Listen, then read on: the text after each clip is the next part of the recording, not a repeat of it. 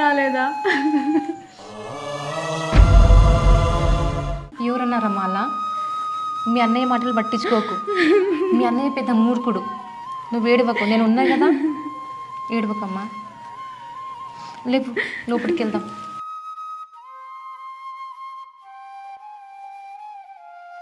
బాధపడకు. నువ్వు ఊళ్ళోకి వచ్చి ఫోన్ చేసావని తెలియదమ్మా.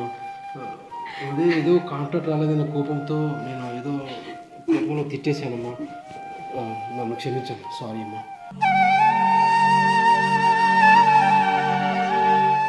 ఏమండి, తను మీ రక్త సంబంధం. తను ప్రేమగా మీకు రాఖీ కట్టనీకి వచ్చింది, కానీ మీతో ఏం ఆశించలేదు. ఎన్నిసార్లు చెప్పాలి మీకు నేను? అయ్యో, ఇంకేడు వేడు పాపు, అన్నీ నీకు అమ్మ బుద్ధులే వచ్చాయి. రేపు నేను మీ వదిన సంతకాలు పెడతాం. వచ్చి ఆస్తిలో సగం తీసుకోపో, సరేనా? ఇంకేడు పాపు ఆపై.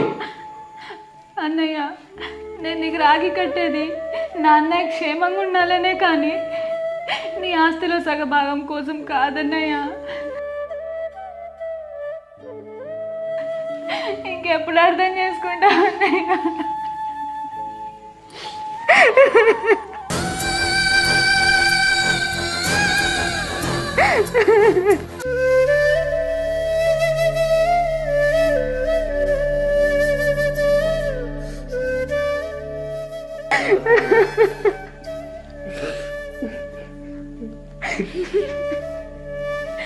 చిన్నప్పుడు నువ్వు పేకాట ఆడుతుంటే నాన్నకు చెప్పానంటే అది నీకోసమే.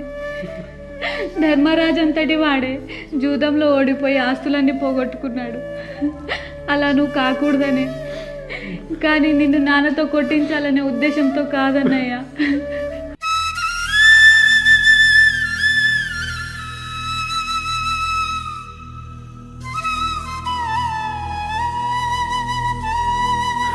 అయ్యో,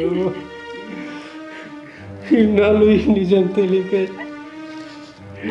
నా మనసులో పెట్టుకొని